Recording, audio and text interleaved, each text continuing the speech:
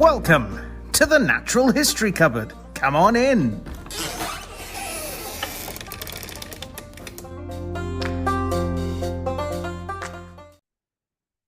And welcome back to the Natural History Cupboard podcast, the place where the weird and wonderful parts of the natural world come together. I'm your host, Gareth, and with me, as always, is my co-host, Aaron. Say hi. Hello. What have you been up to? Not much this week. No? No. Crazy adventures? No, can't think of anything. No. I've literally done nothing this week. Oh, well, that's not completely true because I was there for some of it with you. What did we went for a bit of a walk down the river to see if we could see any otters. Oh yeah, we did. That was literally 2 days ago. Honestly. Didn't see much, did we? We saw a curlew. We saw a bunch of egrets. Yeah. Red shank. Herring gulls. Plenty of herring gulls and common gulls. Got quite close to a common gull with 2 screaming 4-year-olds. Yeah. Which I'm surprised it just sat there. It did. And was quite happy with it. Yeah.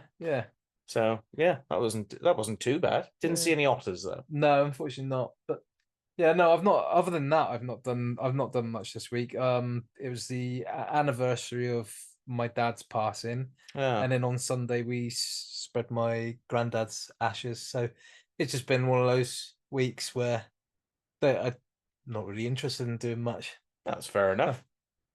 Well, I've had a lot of. I actually had a moment of pure joy on Sunday because I went and repotted some plants and sort of took cuttings and did little bits. In fact, I've got some cuttings to give to you. Oh yeah. Some begonias. Oh yeah. Because I know you after we finished recording last week, we went through to your front room and your other half would.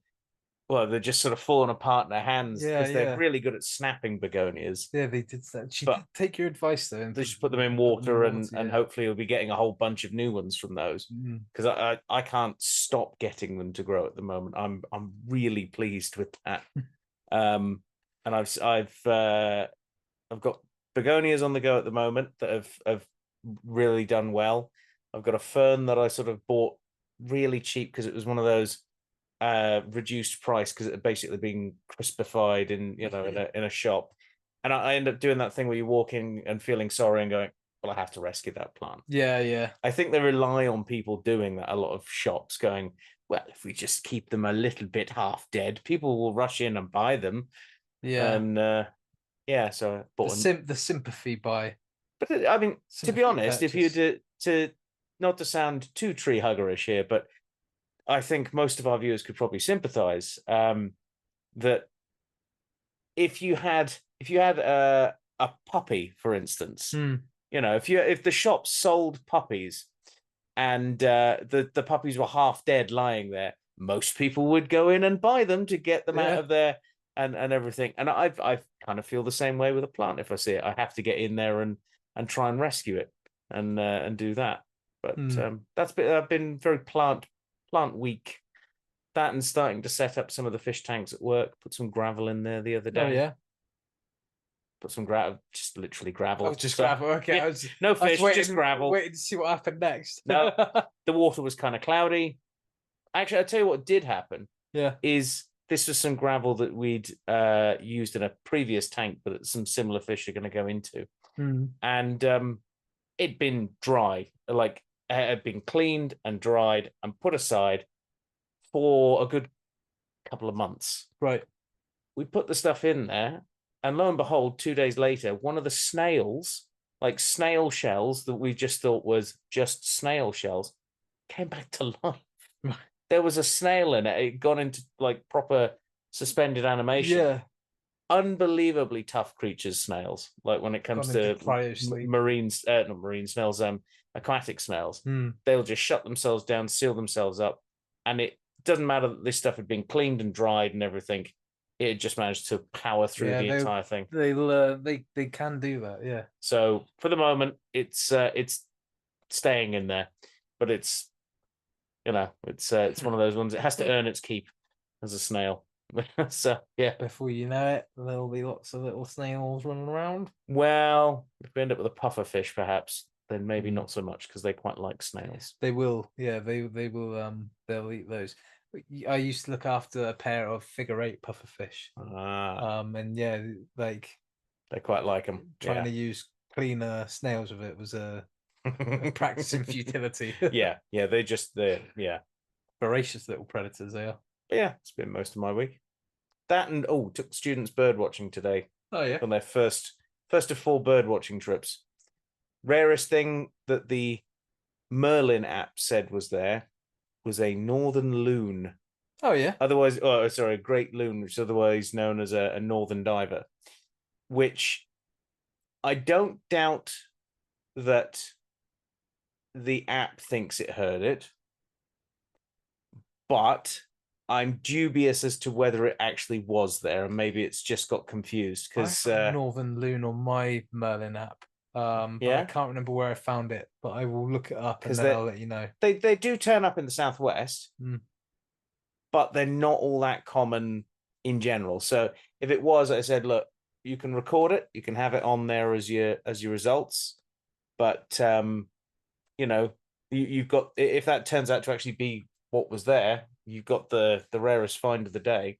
Everyone else had probably curlew was the rarest. So maybe your student was just like making a loon noise, making the stereotypical loon sound that you hear in the background of every film. The Wilhelm scream of the bird world. Yeah. Well, should we move into this week's news? Let's do it.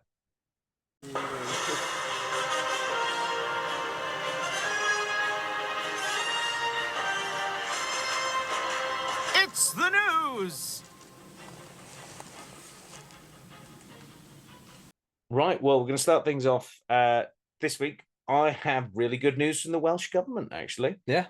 It's an announcement that the Welsh government is delighted to announce that they are going to be supporting the reintroduction of beavers back into Wales. Oh, no way. Yeah, so it's really good. The actual quote is, "I'm pleased to announce today that the Welsh government supports moving towards the managed reintroduction of European beavers, castor fibre, in Wales." And that comes from Hugh Iranca Davies, who is the Deputy First Minister and Cabinet Secretary of Climate Change and Rural Affairs for Wales. So that's really good. I don't actually know of any that are in Wales. Do you? I don't know of any beavers in Wales. Because even though they're supporting their introduction, doesn't mean that there aren't already ones there. Yeah. There's been a lot of, shall we say, less than legal introductions, which I'm not totally against, but it does hamper efforts sometimes. As I've said before, not all heroes wear capes. Some chew trees. So my first article comes to us from Live Science, and this is the news that scuba diving lizards breathe underwater by wearing air bubbles on their noses, just like in a cartoon.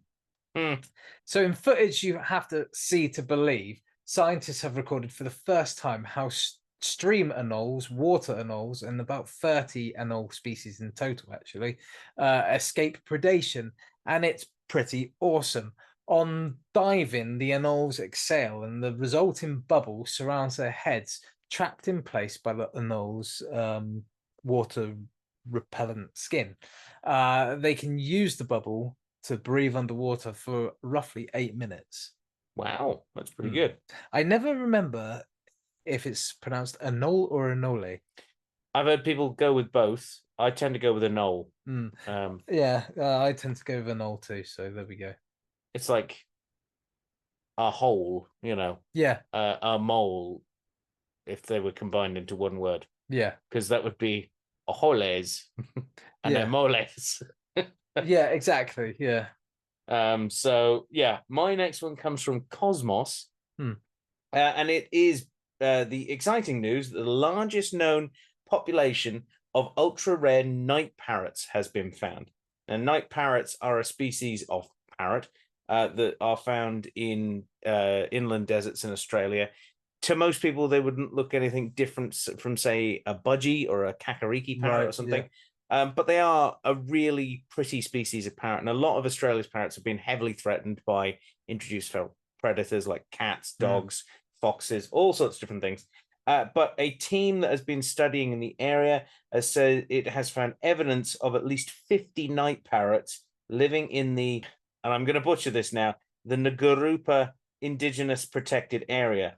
So this particular area itself lies in the Great Sandy Desert in the north east of Western Australia on the border with the Northern Territory. So hopefully those birds can get some proper protection. They are really, really nice looking little parrots. Cool. My second article comes to us once again from Live Science. This time the headline is Creepy Biotwang Noises Coming from the Mariana Trench, finally explained after 10 years. So over the last decade, Megalodons down there going, well, that'll get them. Over the last decade, an odd sound has been emitting from the mysterious Mariana Trench, the deepest place on Earth.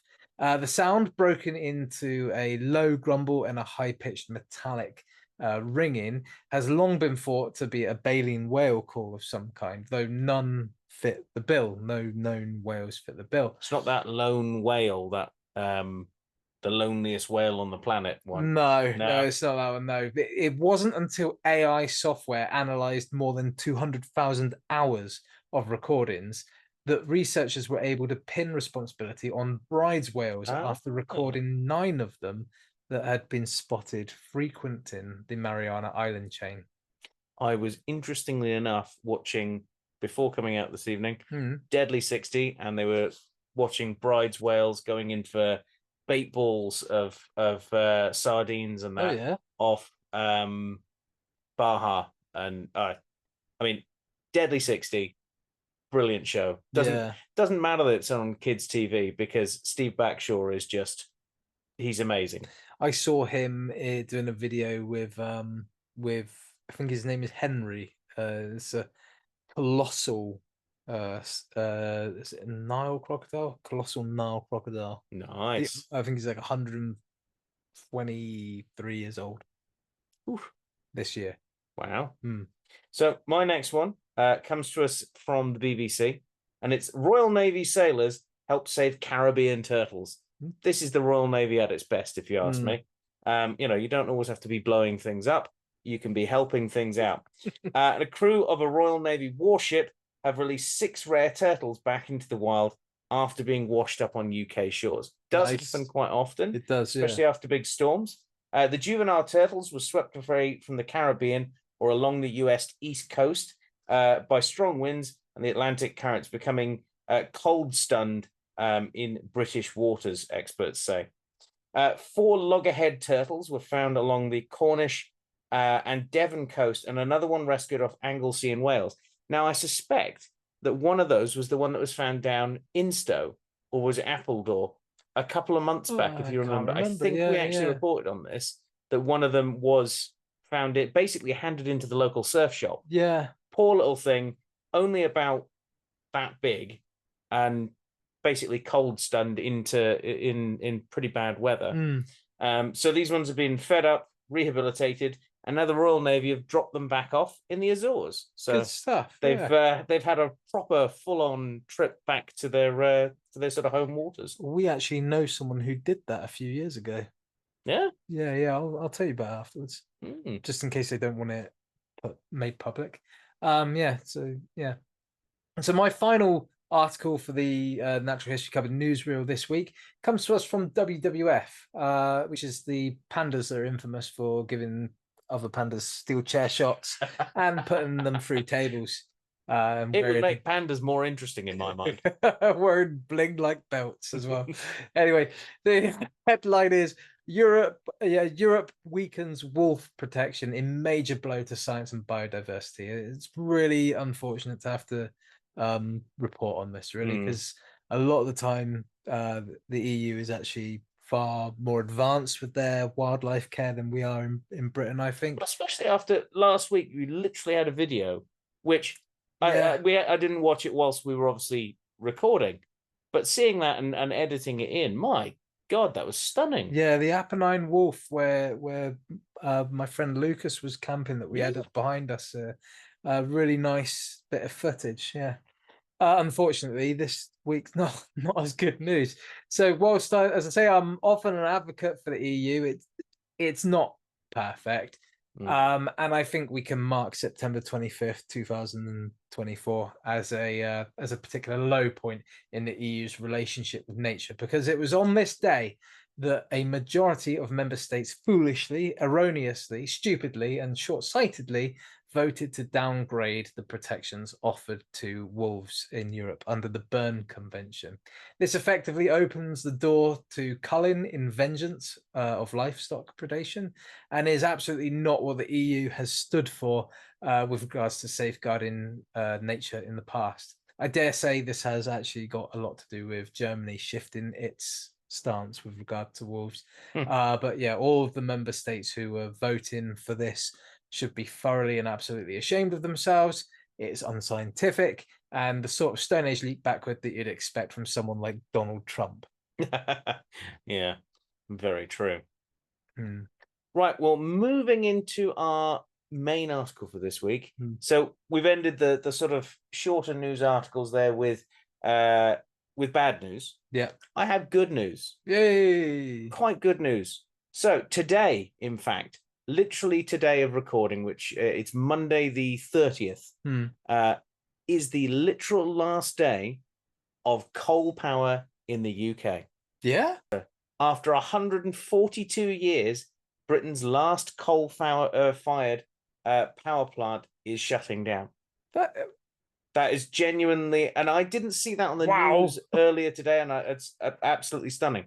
So the UK is about to stop producing any electricity from burning coal, ending its 142-year reliance on fossil fuels. The country's last coal-fueled power station at Ratcliffe-on-Soar finishes operations this Monday after running since 1967. This marks a major milestone in the country's ambitions to reduce reliance on coal and to fight climate change. Coal is the dirtiest fuel there is, hands down. You can't really get any worse than coal. And producing the most greenhouse gases and issues as well when burned. So the UK was in fact the birthplace of coal power. We've done coal power quite well. It's basically powered the Industrial Revolution, and it's what allowed Britain to become the sort of industrial might and sort of empire that Britain became. And you can't judge a previous era by the values that we have today. They didn't know about the damage that coal was doing to the extent that we know now. It must have seemed, I mean, literally, it must have seemed like absolute magic at first, going from having, not having coal power to having coal power. And it's an abundant resource that is everywhere. It supplied a huge industry right across the UK. And essentially, it built towns as well. It built cities and changed the very face of the UK. And I don't revel in the fact that people who worked in coal plants, lost a lot of jobs in the 70s and 80s because that was all to do with Margaret Thatcher coming in and absolutely gutting British industry. And she did not have the environment in mind when she did that. She did not. No. But it's one of those things that, like it or not, would have had to change. Yeah. And it is amazing to see that I didn't realize this either, and I can guess by the fact that you said that. I'm completely shocked. Yeah, to be honest. So it is basically we were the birthplace of coal power, which has spread around the world for definite, probably worse than better in some ways, and it gave us the economy that we have today, which is not as probably big as it was, which the last government just basically weed down the drain. Yeah. By the early 1990s, however, coal power began to be sort of forced out of the electricity generating mix by natural gas. Another really prominent resource that we have off the coast of Britain and all around the place. And actually gas now dwarfs what was used for coal. But coal still remained a crucial component of the UK's power grid for the next 2 decades. In 2012, it still generated 39% of the UK's power. So 2012 was only what? 12, hang on. Yeah, 12. That was only 12 years ago. So, that's come a long way. But in 2010, renewables started to come into the mix a bit as well, at just about 7% of the UK's power. However, this is a figure that also is brilliant, actually. By the first half of 2024, this number had grown to more than 50%. So it jumped in the last 12 years, it's jumped from 7% to 50%. Yeah, to over 50%. Over 50%. But remember, renewable energy doesn't work. No, which I do love that. So basically, Britain at the moment gets most of its power from gas. Yeah. The rest of it is from renewables, and there's a little bit of nuclear and power in there as well. So with this shutting of the last coal plant today, we are slowly phasing out those much dirtier energies. Yeah, this is great news. You only have to, in the UK, probably go a very short distance from wherever you're living, and you'll see solar panels going up. You'll see wind turbines generating things. In fact, around here in North Devon, you only have to go from Barnstaple to Biddeford, and you go through this essentially a corridor of both solar and wind. Yeah. And today, wind power was very easy to generate. It was very windy on the coast today. So it's and also they're constantly looking into tidal power. Yeah, I'm not so convinced in a lot of ways by tidal power and tidal barrages. If you remember, they were going to try and do that on the Severn, and the problem is it would have wrecked a lot of the coastal habitat for like wading birds. Well, they were going to do a similar thing with again on the Severn, was put in wind turbines out there, and that the noise pollution from that and the traffic from that being built would have been problematic for the environment too. But I don't know whether what the benefits land versus sea are. I can't remember. I did look into it at the time, but this is years and years ago. I certainly know that the ones that are off North Wales, they have generated basically an artificial reef from being there. That's good. The pylons themselves, the actual wind pylons, that the big turbine sits on top of. Yeah. Because they're sunk into the ground, they obviously have to be quite stable, especially in the seabed.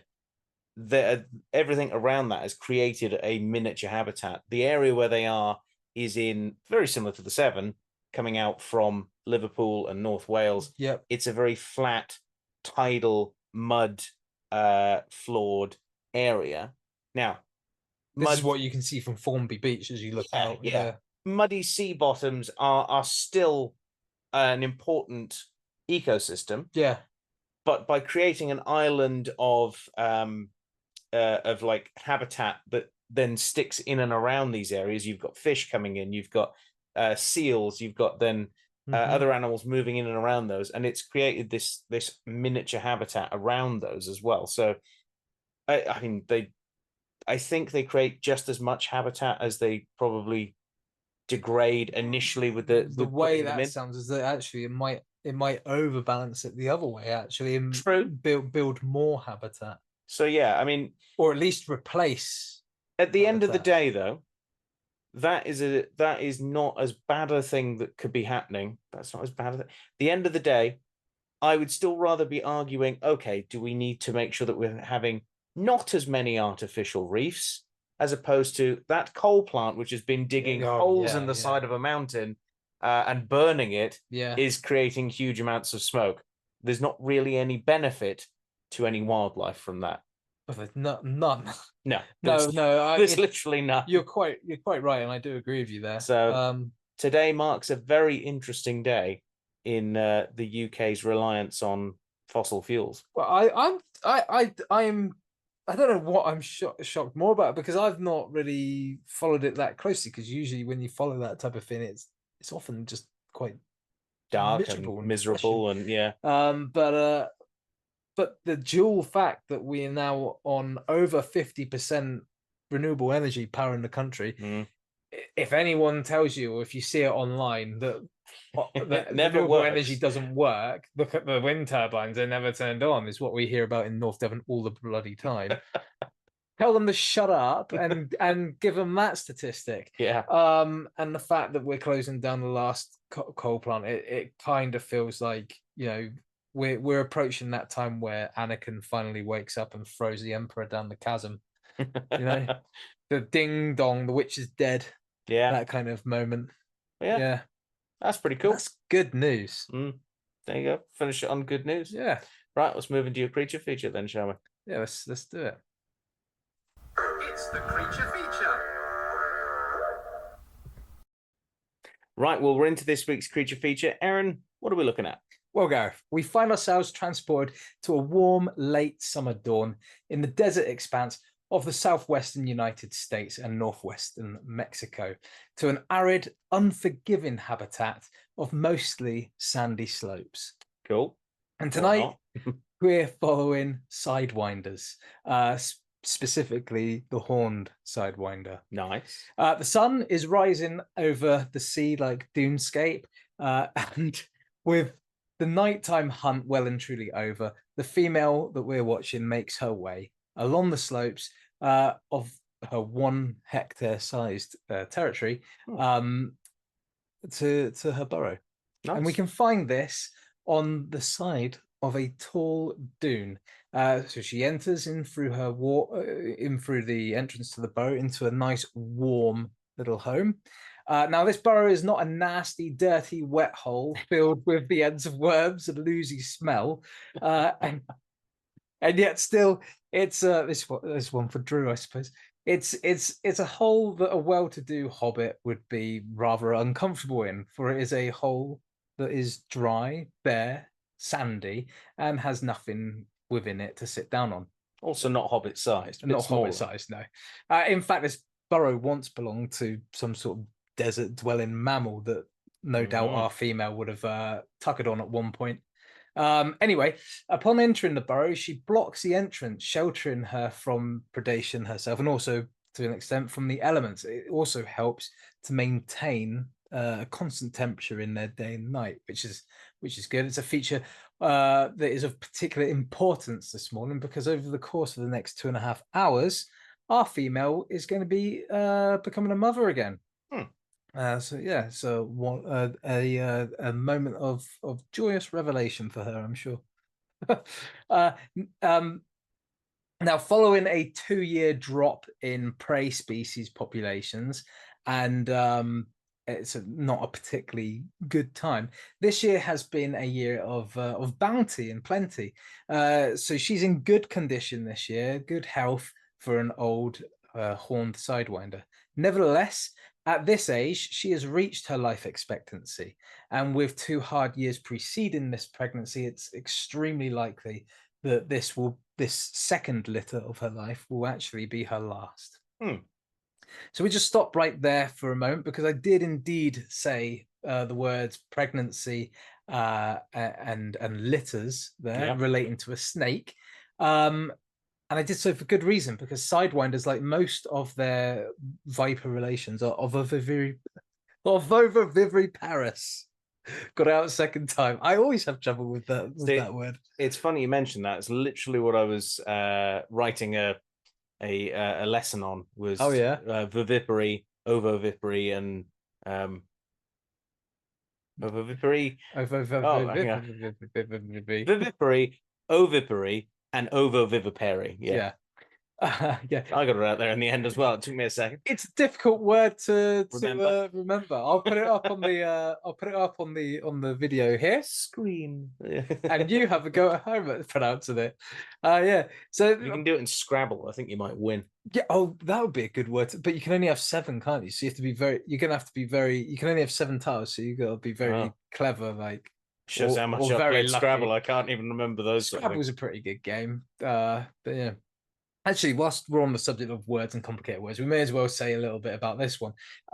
Basically, what ovoviviparous means is that their reproductive setup is kind of like a compromise between egg laying and live bearing. So they do form the eggs and hold them internally, which is where the fetuses will develop. But these eggs kind of hatch. They kind of hatch inside the mother, and then they are then born. It's a bit of a simplified way of wording it, but it's that's process that's quite common in quite a few different species. Sharks, lots of other species of snake as well. Yeah, it's not just the vipers that do this. In fact, boas do this too.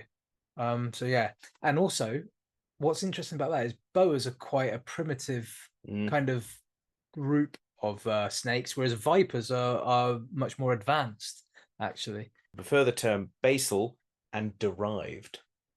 That's true. Yeah, I have seen that being used more often. There's your scientific words for that has come about. Isn't that because primate keepers got upset because you call gibbons lesser apes? Not you specifically, but we call them lesser apes, and then we call them great apes. It's like, oh, just because they're not a big ape doesn't mean they're less. I mean, obviously we're relating to size, but you can't blame people in Britain because they think great means that Britain's awesome, when actually great in Great Britain means bigger than Brittany. Anyway, we're getting off topic. After a taxing 2.5 hours in the burrow, a litter of 11 neonatal snakes has been welcomed into the world, each measuring about 6 to 8 inches. I didn't take time to measure them properly because I was scared of getting bitten. And trapped up. I haven't really. I've not been to America this last week, and I certainly haven't been poking my hand down into a former. You didn't even bring me one. Yeah. Anyway, they're born trapped inside a thin protective membrane, which the snake then has to writhe and wrestle its way out of. Yeah, so a little bit of a challenge for them right after birth, but not one that they are unequipped to complete. Anyway, a litter of 11 individuals is actually just a hair over the average.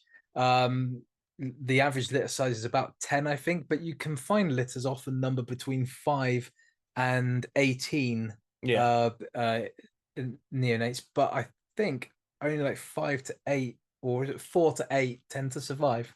Oh, that's a really quite low number. Yeah, it's quite a high mortality rate, as they would say. Yeah, within just a few short minutes, the neonates have broken free of this membrane, and the mother has named all of them. Of course, having the good sense to name one Professor Gareth. This again. So, Professor Gareth, young Professor Gareth, I should say. Yes. How long do you intend to live under your mother's roof? It's a very personal question, isn't it? Yeah, well, you should be paying your keep now. I'm gonna say probably no more than a day or two. A day or two. Oh, well, you're maturing quickly, because it actually takes about 7 days. Oh. So it's been a week since Professor Gareth's name day, and it's time to explore the outside world. So he slithers up through the burrow and passes its entrance for the first and final time. He's on his own now, and who knows what the world has in store for him. It's going to eat me. Something's going to eat me. Spoilers, this time I'm not putting him in a position where he's going to die. Yeah. They're all kind of general questions this time. So Gareth, you've escaped the burrow and you're on the hunt. What's on your menu? And this is why I said earlier, don't, with this new setup that we've got, don't look at the screen. Don't look at the screen. That's all right. Because it'll give away the answers.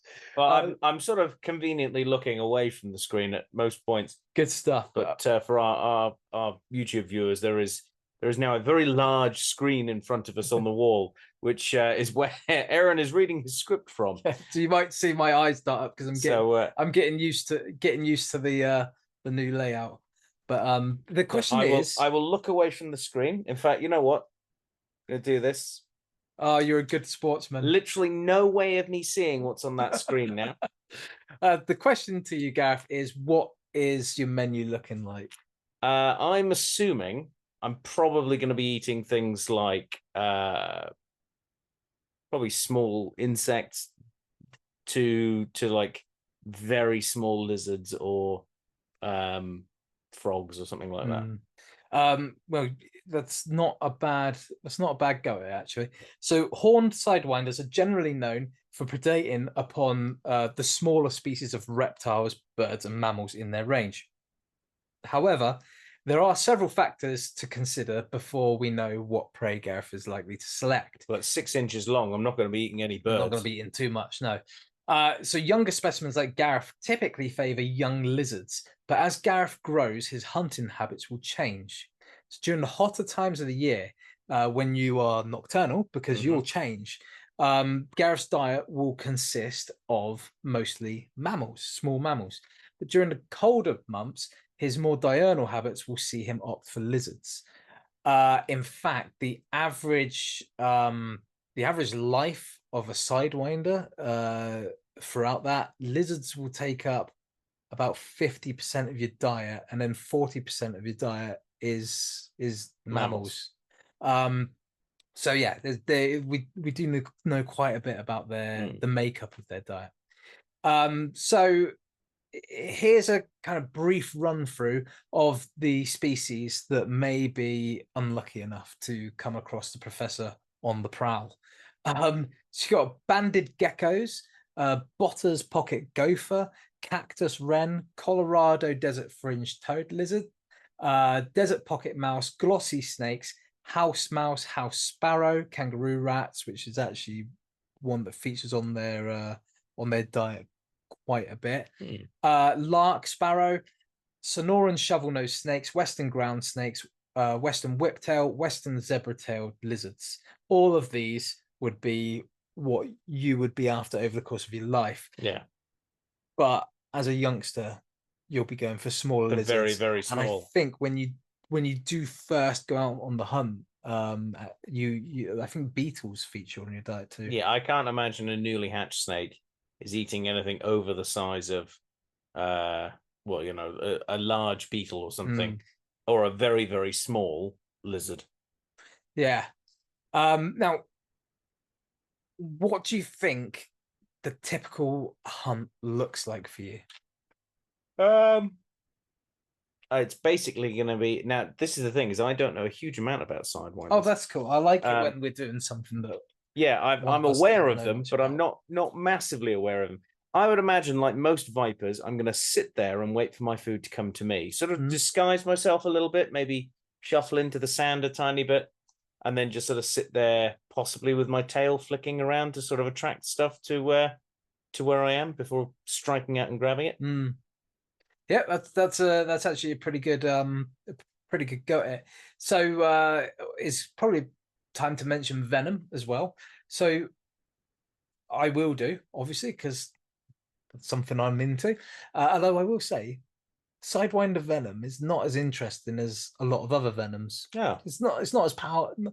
It's not that it's not as powerful. It just doesn't have the huge. It doesn't have that kick that you're looking for. Yeah, it doesn't have that huge like body shutting down kind of effect. You want a catastrophic sort of catastrophic body failure, system failure on all parts of the body, but it doesn't really have that. We'll get into that in a minute, because what I want to talk about first is a little bit about tactics. So you see, horned sidewinders employ a strategy known as caudal luring, which is a posh term for exactly what you just described. Waggling my tail to attract stuff in. Tail. Yeah, so this behavior makes use of tail movements to mimic other species that attract other predators. So predators that are actually prey for the horned sidewinder. Now, you've heard... word this. No, I'm turning it into a question. So I've just told you that you mentioned they do caudal luring. Yeah. And you mentioned a brief description of it. Obviously, so you know that this species does it, but can you imagine what prey item these snakes will be mimicking? Well, see, now most of what I'm basing this on is either on the death adder from Australia, okay, because I'm more familiar with those, or something like, I can't remember the name of that species of viper from the Middle East that has its tail. I think it's called like the spider-tailed viper or something. Yes. You know, the ones that basically have little fringy bits on their tail. So it's going to be something like a worm or a lizard tail that they're trying to, imitate, so that birds or smaller, like carnivorous little mammals will come over and try and eat it. I'd forgotten about that, like that fringy tail. It's such like a cool looking one. Yeah. Spider viper thing. That If it you just say to someone spider viper, they'll think some sort of horrific, nightmarish chimera, when in fact it's probably just a spider with a slightly fringy tail. Yeah. But it does call, like, it does bring to light, like, just how how vastly and amazingly adapted the snake family is. Like, Oh, definitely. they're so cool. Well, you have to look at exactly like you've done. You have to look at the prey of this species. So you're a juvenile, so you're going to be hunting lizards more than anything else. And lizards oftentimes enjoy nothing more, other than basking in sunlight. They tend to enjoy nothing more than crunching down on some invertebrates, like in this case, lepidopterans. Butterflies and moths. So what you will do is you'll flick your tail in a quick fluttering motion to mimic the adult stage moths, the fluttering of those wings. But you'll also you'll kind of alternate that with wriggling it slowly to make it look like the caterpillar. Yeah. So you basically cover both life stages of the prey species. Now, once a lizard is reeled in, so to speak, then you'll employ the venom. And as far as venoms go, I've kind of already said this. This one isn't all that impressive compared to other venomous species that we've spoken about, like the king cobra or the blue ring octopus, or the Portuguese man of war. Yeah, that's the other one. So sure, it will ruin your hike. It will ruin your day. It may well ruin your week. But medical treatment and aftercare is well established. And whilst bites are serious and can be fatal, you at least run better chances than you do against some of the other snakes that we've spoken about in the past. So if you receive a bite from a horned sidewinder, then you must absolutely seek medical attention immediately. Don't just wait, don't just say, well, Aaron said it was a boring bite. I cannot be held responsible for your own stupidity there. This is not medical advice. We do not recommend medical advice, bro. Please see your doctor. Back to the actual hunt, though. And how the venom is used. Horned sidewinders have weaker venom, as I said, than most other. Should I take my glasses back off? No, you're okay for the moment. Not only do they have weaker venom than most other rattlesnakes, they also have smaller venom glands, meaning less venom is actually available than would be in most rattlesnakes. The bite can cause pain. The bite will cause pain. It can also cause bruising, swelling, lesions, particularly nasty, gross lesions, nausea, disorientation, and shock. The venom symptoms persist. See your doctor. See your doctor straight away. Anyway, the venom will also act as an anticoagulant, preventing the blood from clotting. So you'll bleed quite profusely too. So that little lizard is going to be in a whole world of trouble. I imagine, yes, it's probably far worse for the lizard than it is for a human. Exactly. Interestingly, though, as you grow, you'll rely more on this ambush and envenomation that you said about, kind of hunkering down. And in fact, sidewinders will semi-bury themselves and wait, and then lash out and give the bite. And you'll pretty much forget all about trying to do that prey mimicry through caudal luring as you get bigger. So you've caught your prey, you're well fed and need a place to sleep it off. Do you know what sort of shelter you're looking for? Well, I'd imagine they sort of sift down into the sand a bit. But now I'm thinking it's probably far more likely sift down in the sand with some little rocks behind you, or a log or something. Basically something to give you some backing behind you, so you're not out in the open and something can sneak up behind you. Well, they are known to chill out like that. Well, not so much chill out, but bask and absorb some heat like that, or indeed wait for prey to come along. But you've just eaten and you're looking for more of a forever home type thing. So what you'll be looking for now is you're basically going to go up and down the eastward facing slopes, the eastward facing sand dune slopes. Yeah. Because these are the sunrise facing Get the slopes. morning sun, yeah. So you get the sun earlier and you have it for longer. And this will allow the burrow openings to basically be warmed throughout the day and then maintain that heat more likely into the night, especially once you've blocked it up. And these little sidewinders aren't super fussy about previous ownership. I mean, a mammal burrow might come with a free meal, but you've already eaten in this case. So a desert tortoise burrow will do too. With the tortoise still in there, or no, not with the tortoise still in there. Because that tortoise is not going to. He's just going to walk straight over you. Yeah, and probably deliver you a nasty bite yourself at juvenile size. But there you'll remain through the daylight hours until the cooler seasons replace the summer and your activity patterns change. You'll become diurnal, like I said. But this burrow will serve essentially as your headquarters for your time running this 1 hectare patch you now call home. Your next life-defining event won't happen until you mature in about 2 to 3 years. So we're going to leave you here in your burrow, your new home, whilst we have a good look at you, because I haven't actually spoken about what they look like. So we currently recognize 3 subspecies of horned sidewinder. You've got the Mojave Desert sidewinder, which is Crotalus cerastes, the Sonoran Desert sidewinder, which is Crotalus cerastes circobombus, and the Colorado Desert sidewinder, which is Crotalus cerastes lateroepens. Yeah. Lateroepens. Now they're all very similar to behold, really. In fact, the differences between individuals can be greater than between the subspecies, but you can identify them against other species of rattlesnakes. So what makes a horned rattlesnake a horned rattlesnake? Gareth, do you even know what you are? Not a clue. Not a clue? Okay.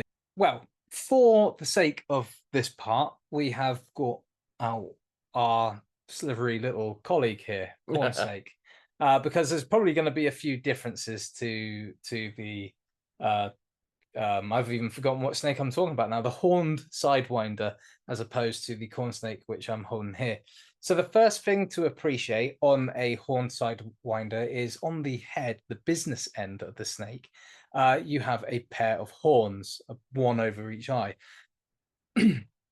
Now, these aren't really horns. They are, in fact, specially adapted enlarged scales, known as supraocular scales. And the prevailing thought for why these exist, the adaptation and the purposes that they serve, is that they act as protection for the eye. So when the snake is burrowing down, well, not burrowing, but like shifting the sand over its body to hunker down and lie in wait for prey, these horns stop the sand from falling down in front of the eye and blocking the field of vision. So that's the first thing to notice. The next bit is probably not something that you want to go poking around and having a look at, but inside the mouth, the snake is armed with a pair of hinged front-facing fangs, making them selenoglyphus, which is what all viper snakes are, front-facing fangs, venomous snakes. Now, as you move down the body, and the reason why I brought Draco out for you guys to see is that Draco, as a corn snake, is very different to a horned viper. So when you're at home or at work and you're dealing with your corn snakes, your royal pythons, your common boas, if you're lucky, green anacondas, in fact, that's something that we should talk about in the email section. I thought you were going to say, is there a green anaconda in the room that I've missed? No, I've just remembered a really cool email we got, which we'll talk about. As you move down the horned sidewinder's body, what you'll notice is that they are rough and steeply keeled. Now, adult size, a horned sidewinder is going to be measuring about 40 to 80 centimeters in length, and weighing in at about 90 to 304 grams. Now, the keels, if you run your finger along your corn snake or whatever snake that you've got at home there, you're going to notice that he's nice and smooth. But those keels that I mentioned are super rough, and they look like a bit of an A-frame, a bit like that, where the scale kind of peaks. It almost looks like it peaks or pushes up against it, and it makes it incredibly rough texture to feel. Speaking of the scales, just a bit of random, possibly too much information about scales. Nothing like nothing dodgy or anything, but just like evidence of someone looking into something a bit too much. There are 21 rows of these keeled scales running dorsally down the snake's body. Now, whilst males have up to 141 ventral scales underneath them, females, being larger, tend to have up to 144. So yeah. Now, in terms of coloration, they're again quite different to corn snakes, but we can use Draco as an example again. Now, they are very much perfect for the environment in which they live. They're kind of a sandy, sort of pale tan color. That actually some specimens can get pretty much pink in color, and this acts as a base color with darker, redder shade of brown, breaking up that color. Bit like your shirt. Saddle like no, darker than this. Yeah. Yeah. Which is why I got the corn snake, because the corn snake itself has saddles running along its back there. In the corn snake's case, it's kind of reddish orange. In the horned viper's case, it's going to be a darker brown color running down its back. The coloration appears to be subject to something called metachrosis, and can change depending on the atmospheric heat of the snake's surroundings. Nice. So they can change color. And then we come to the tail end. Now, again, the tail is very different to this corn snake that I'm holding here. Whilst his tail kind of tapers down quite nicely, rattlesnakes, or the horned sidewinder being a rattlesnake, is adorned by the feature for which they get their name, and that is, of course, the rattle, the feared and infamous rattle. Yeah. Now, this is born, or rather, they are born with a single portion of the rattle on the end of their tail. The sidewinder, like all other rattlers, adds a new segment at the base of its tail each time it sheds. Now, when shook violently, the hollow, bony, ring-like segment bashed together to create that unmistakable sound.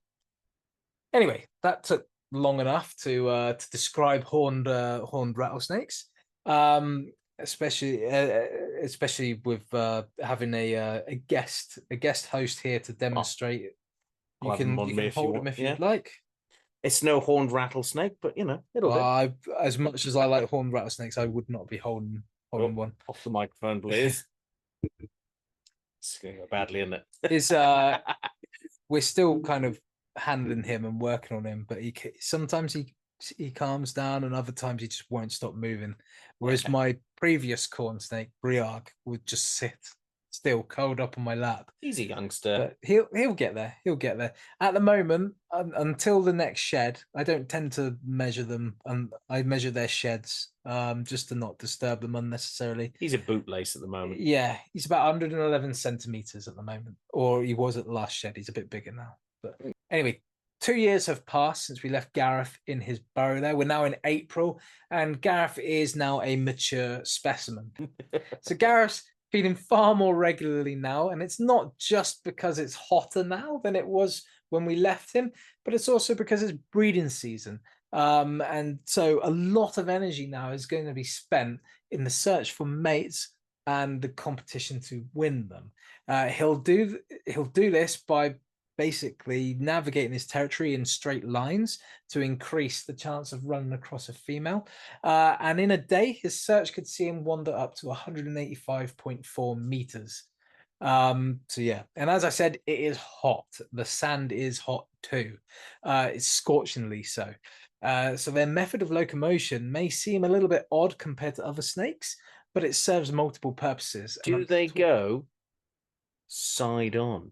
Do they go side on? Well, is that where the name comes from? It might well be. Yes. So as Gareth's alluding to, there is a reason they're called sidewinders, and that is because even though they're traveling straight ahead, they are moving side on, basically like that. So the reasons why they do this is because it increases the speed that they can travel across loose substrate. I noticed Draco's calmed down now nicely, which is cool.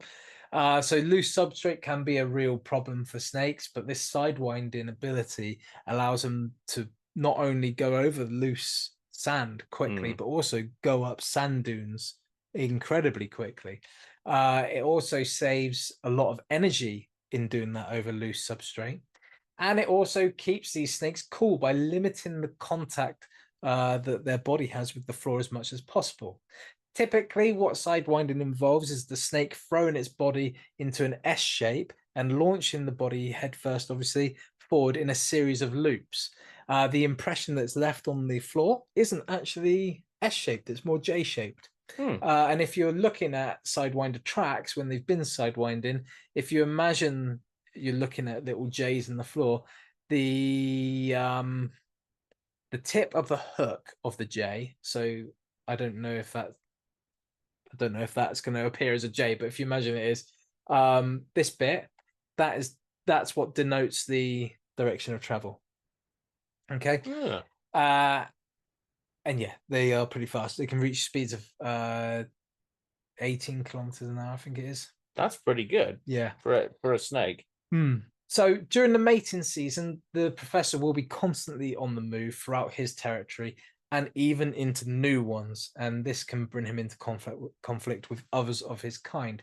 Such struggles can last for more than a day. So you can be wrestling for more than a day. But if the professor is successful in keeping the competition at bay, and if he successfully mates, his genes will go on to inform future generations of this marvelous species. And that is ultimately the horned sidewinder. It's really good. Do you know what? It is a species that all I know is it goes a bit sideways.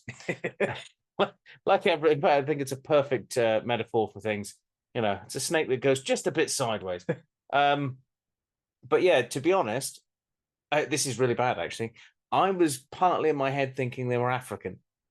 That's because there are African sidewinders. Right. Yeah, there are sidewinders. This is the thing. For someone, I've never been as much of a fan of snakes as I am as a fan of invertebrates or lizards, or in fact, even more tortoises and turtles.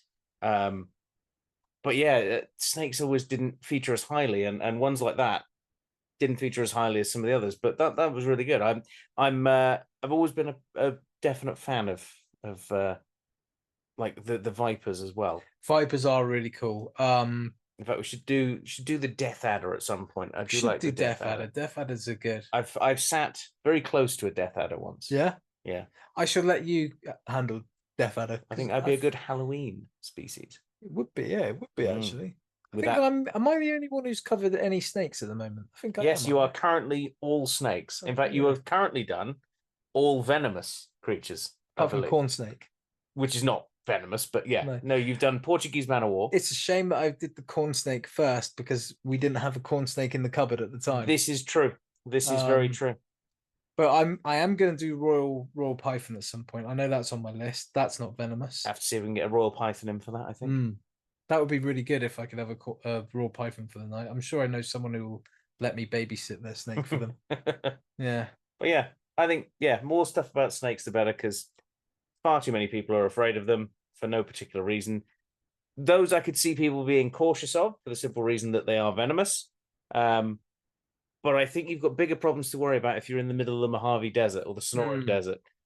Notably, you're in an incredibly dangerous desert just for temperature's sake. Yeah. So, yeah, that was really cool. Yeah. And good to have a live animal out at the same time. Yeah, he might not be a horn sidewinder, but he might not be doing that with a horn. He makes a good stand-in, because I wouldn't be holding a horn sidewinder. This is true. Oh, should we move on to our emails? Let's sliver into the emails. Bing! You've got mail. Ooh, it's an email. Right, well, we're into this week's emails. We're going to start things off with last week's question, which was, what's the most interesting thing that you found out on a walk? Robin Clark kicks things off with an oil beetle, which is pretty cool, like an oil beetle. A foxhound's footprint that was big enough to be a wolf's. The debit card of my old school friend's dad. I mean, did you keep it or did you give it back? I mean, this could be incriminating. And how did you know it was a foxhound? That's the interesting thing, I suppose. But yeah, big pawed dog, I'm guessing. And then Gareth's other half has said, in the UK, a lizard came right up to me within inches, stayed a while, then sauntered off. Yeah, that was what's probably kind of akin to what I experienced recently. So yeah, we were in the Valley of the Rocks. Oh, nice. We were looking for fossils in the sort of scree slope bit. Yeah. And just poked its head out and just stared at her for a good couple of minutes. You won't find any here. I've taken them all into my burrow. And then we went and had a lovely cake and something to eat in that little cafe. I need to go to the Valley of Rocks again. I've not been there for a long time. Aaron Kuhn Wright next. It said, I consistently find cool rocks, fossils, seeds, bones. I take all of these home, bugs, critters, rare plants, those I leave. I'm always looking. I mean, I wonder where she is then. I don't know, but she's got cool rocks and fossils. Yeah. To be honest, I almost misread that and thought it said bonsai instead of bones. So she's finding bonsais everywhere. Bonsais growing out of the center of ammonites. Well, she's clearly going into a garden centre and look what I've found. Next up, Joanna Shelton says, last week down under, remains of a wallaby skull with Tasmanian devil teeth mark on it. Nice. Yet another person in Tasmania. Yeah. Getting some good wildlife. Good stuff. Pete Watts, in the UK, while walking a slow worm near Kingswood, while driving a pack of about 8 weasels outside Kilk. Where's Kilk? Kilk is short for Kilkhampton. Oh, right. That's what we call Kilkhampton. I'm loving the thought of a pack of weasels. Yeah, that's a reasonably large-sized group. And John Grills replied to that. Occasionally, I find a slow worm in my garden. A not so long walk. That's fair enough. It's a walk into your garden. It's fine. Yeah. In fact, came across one last week and a few years ago found more than one in the greenhouse. Strange thing on the road back in the 80s, whilst driving to Oxford from Oxford to Swindon, came across a car suspended in a tree. my son, when he was little, and we were walking near Clay Hill, not far from Warminster, was quite surprised, and we found a natural green sandy. We found naturally green sand, as in geological green sand. Oh yeah. I'm more puzzled by the car suspended in a tree. There needs to be an expansion on that story. I mean, someone's a bad driver if you've managed to get lost up a tree. So next up is my partner, and she says £10. Always a good day. Always a good day. Spencer Seams said, I was on a trail on Prince Edward Island last summer. There were multiple abandoned cars in the forest. I took a few pictures of them, of which he's sent us the pictures. And you went and replied to that. Well, in fact, you may as well read that. The pictures are creepy. I said to him that my partner and I have just been watching The Last of Us, and this is very reminiscent of that program. It does look like proper disturbing things like that. Yeah. Have you ever seen those pictures where it's an abandoned bicycle or something that was like chained to a tree and the tree's grown around it and things like that? Yeah. I've always wanted to visit like ghost towns or there's a zoo in Wales and a sea life centre in Scotland that I really want to visit. Yeah. But even more than that, just for the creepy factor, I'd like to go to an abandoned theme park. Well, there's one not too far from here. Is there? Mr. Blobby World. Oh yes, and actually, that'd be terrifying just in itself. I actually have a story about that.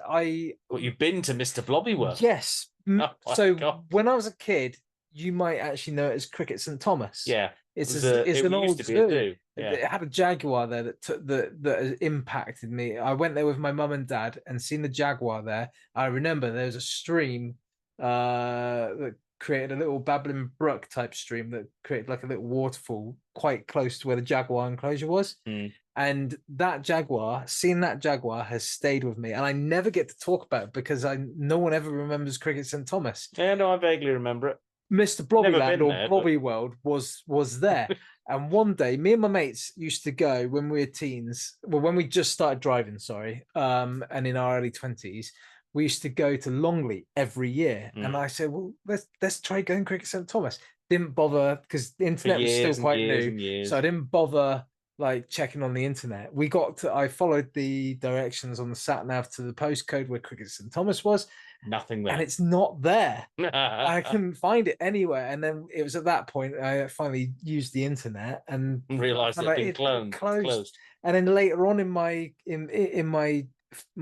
career as a zookeeper, we actually took on animals that were still at Cricket St Thomas when I would have been parked outside wondering where it was. We actually took some of them on. I believe it's wallabies and maybe meerkats or something. Common as muck animals. Not the jaguar. But we took them on, so I ended up looking after animals from Cricket St Thomas. Cool. We ended up going Longley that day. So a bit of context for anyone from outside of the UK. Mr. Blobby was a terrifying creation in sort of 90s Britain that can only be described as some sort of, I don't know, acid trip nightmare that appeared on Noel Edmonds' house party. I was going to say he was Noel Edmonds' tag team partner. I don't know if that makes it more scary or not. And then was given life as this whole sort of side character who would commonly come on to this program and just assault people whilst shouting. That's true, yes. Blobby, Blobby, Blobby. In Noel's house. Yeah, it was... The 90s were a weird time. I'm going to have to admit this because if I don't, it's going to be in the comments section on our Facebook page. But I had Mr. Blobby's album. No, Blobby, oh, Mr. Blobby. I remember it. We are not getting copyright struck down because you are singing Mr. Blobby's song. He has the worst case of acne I've ever seen in my life, Mr. Blobby. Anyway, let's swiftly move. Never thought we'd be talking about Mr. Blobby. Yeah, it's finally happened. If anybody has pictures of Cricket St Thomas, please send them because I don't think we have any anymore. And I would love to see that place again. Yeah, it's now some sort of adult holiday resort thing. Yeah, I think it's like a Butlins or something. So yeah. Right. Well, the final one that we had coming in from our YouTube page was from Rennington.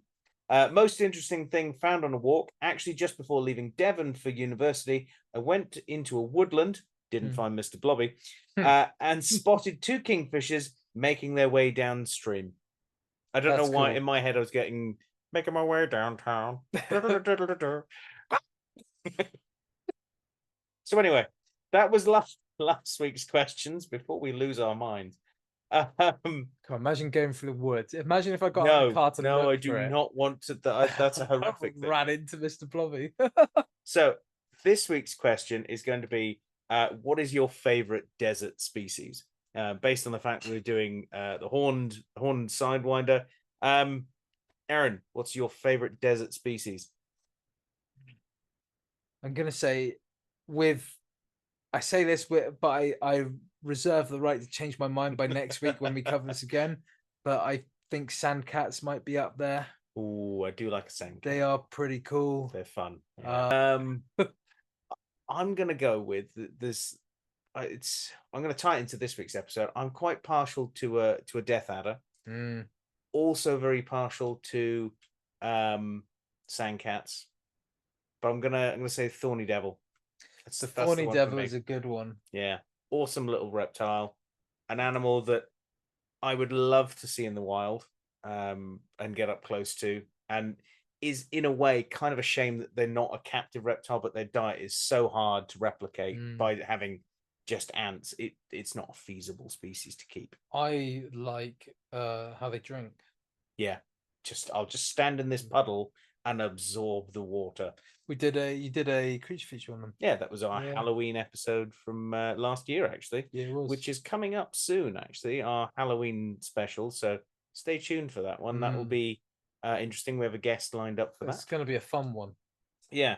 So, well, that's this week's question. So you can answer that on our Facebook page or on our YouTube page. Basically, any way you want to get in contact with us, we will take your answers for that. That brings us nicely into our emails as well. If you have a question for us, want to send us any sort of news article that you want to see featured in our newsreel, or as our main topic as well, you can do so by sending that in to us. Which Renington has yes, this week. So and we'll look into that. We've also had a few from Louise O'Leary. Yeah. Who's basically at this point just a researcher for us. She's unofficial news researcher for us. Yeah. So thank you again, Louise. So we've got a few questions that have come into us as well. I'll start things off with Rennington's one that he left for us on our YouTube page, which was question for the podcast. Where do you go to learn all of the Latin names? And do you have a favorite translation of them? Personally, I love the Cloaked Lizard King. Sorry, personally, I love the Cloaked Lizard King as a translation of Chlamydosaurus kingii, or the frilled lizard. So, personally, if I'm trying to find the scientific name of an animal and I want to try and find out roughly what it means, I'll just type in on Google etymology of whatever the scientific name is. But some of them then start to become apparent. And if you've watched the podcast or listened to us for any length of time, you'll know that some of the times we can work out the scientific name before we've even talked about what it means. Some of the really obvious ones, like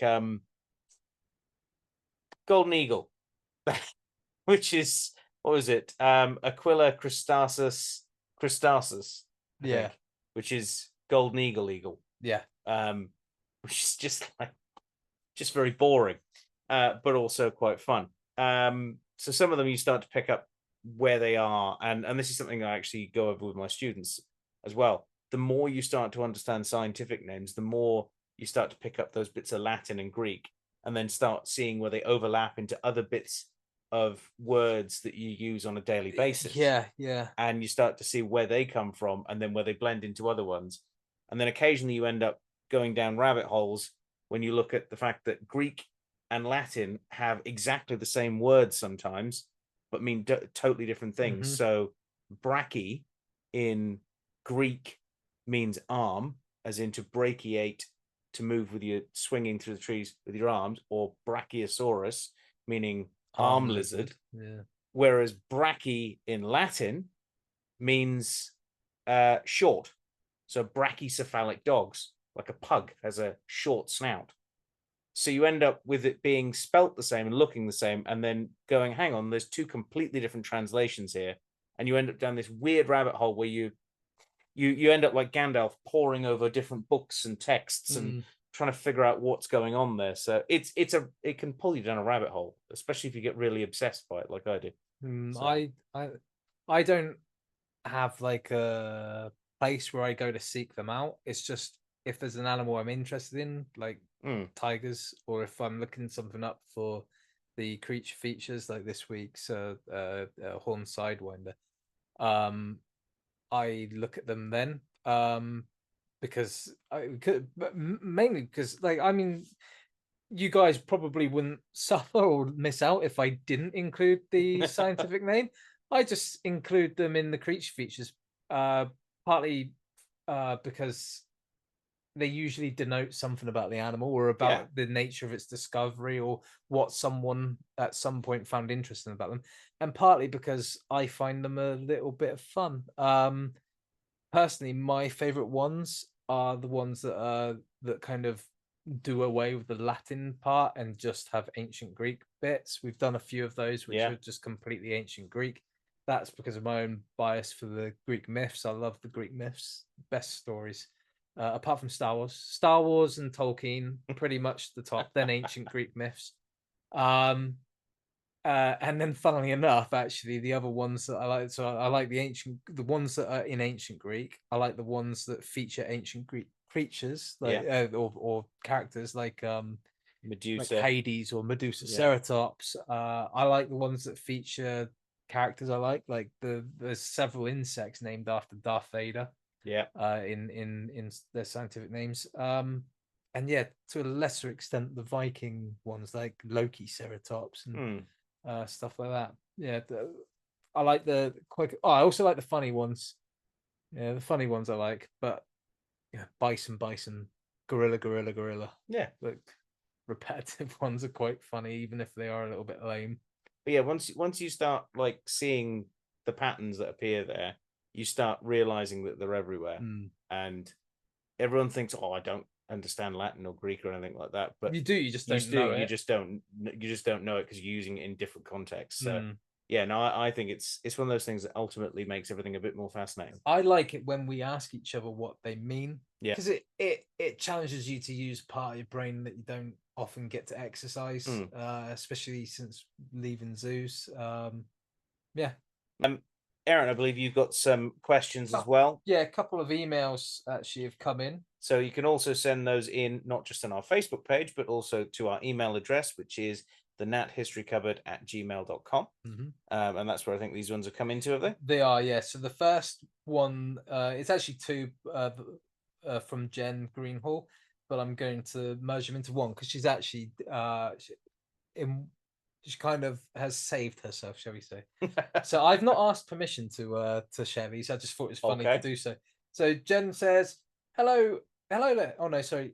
Oh, sorry, I read that wrong. So here I am in the big smoke for TetZooCon. Ah, yes. All on my own, being an independent woman, pick one, and having a toot around the stalls wearing my Nat History Cupboard hoodie. Hey, pretty cool. This guy says, I like your hoodie.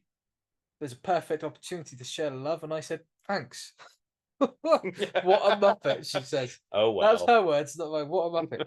Well, I'm here all weekend, so I guess I'll have to try harder. Anyway, she then follows that up with another one where she says, hello, lovelies, in case you missed my Twitter post, Curlew Action's response to my post. So she's put up a Twitter post saying, blown away by Curlew Calls talk at TetZooCon.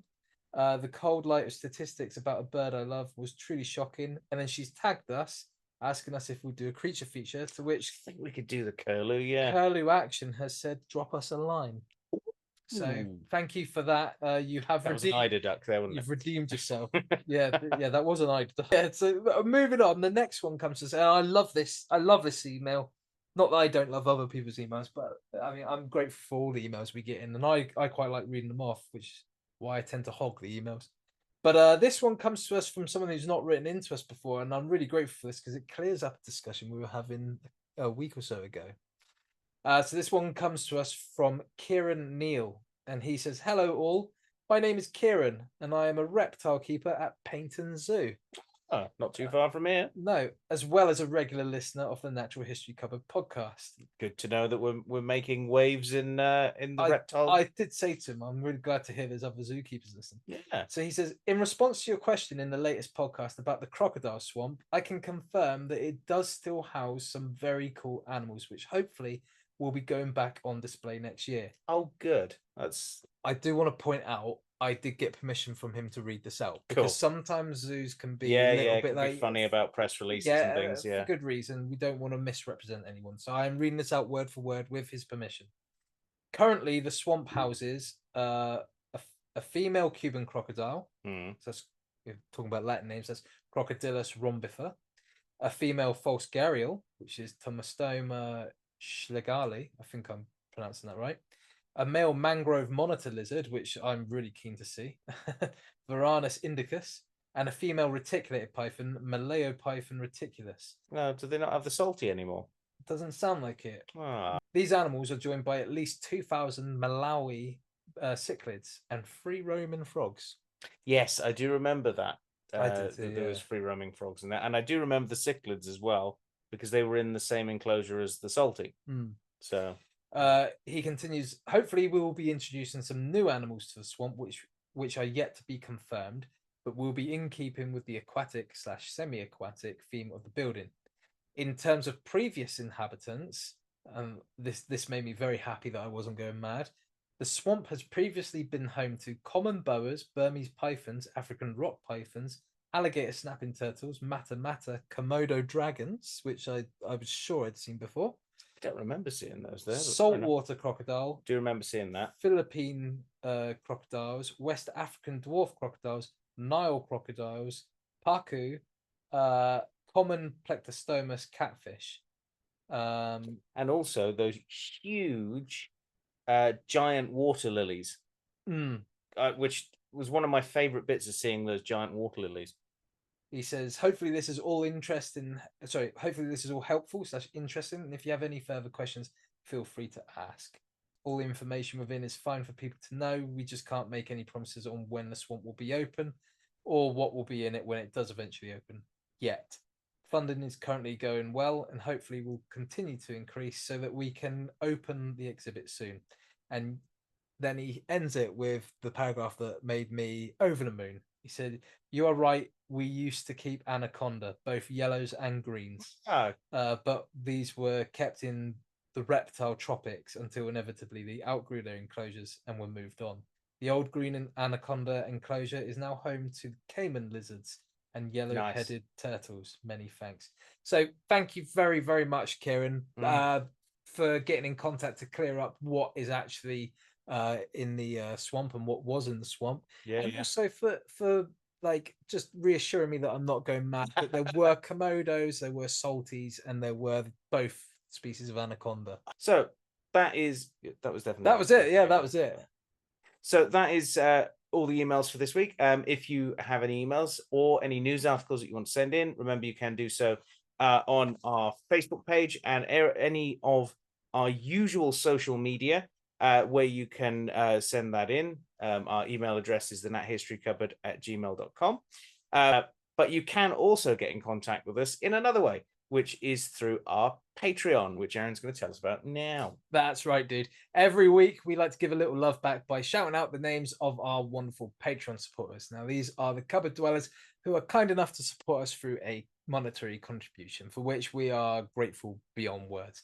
And those people are, of course, Fogtober, Jen Greenhall, Connie P, Chelsea McKee, Nick to Nick, and Justin Knife. Guys, your financial contributions are actively helping us here in the Natural History Cupboard to improve things in a myriad of ways and expand things in a myriad of ways too. And we really can't thank you enough. But having said that, we appreciate all of our cupboard dwellers and the support that you offer us through listening, liking, sharing, subscribing, reviewing. Please do review us and also just commenting on any and all posts that we put up because that keeps us kind of relevant in the algorithms. But if you feel we've earned it and you're kind of considering of joining our Patreon, there are two kind of tiers that you can look into. They are the Nature Nerd tier and the Animal Ambassadors tier, and more information can be found on those on our Patreon page. But once again, thank you so much for all the support. Yeah, massive thank you to all our Patrons.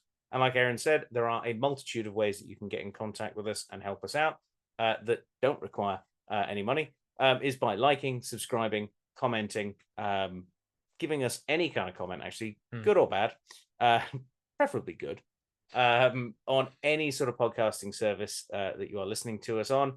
Tell a friend, tell an enemy, tell a sidewinder as it scoots off onto the sand there. But yeah, all of that helps out massively. And that pretty much brings us to the end of this week's episode. It does indeed. Big thank you, Aaron. Thank you, Gareth, and thank you guys listening, and thank you, Draco, for taking part in this week's Creature Feature. He's got to have like a credit or something in there somewhere. Not that we do a credit roll or anything at the end, but yeah. And thank you guys at home for joining us, and we'll see you next time here in the Natural History Cupboard. Bye. Bye. One does not simply move through the desert without sidewinding away from. I've been sitting on that one for a bit. I've been trying not to laugh. I thought you were going to go with a Dune reference then. So one does not walk. No, oh God. Cut the thing.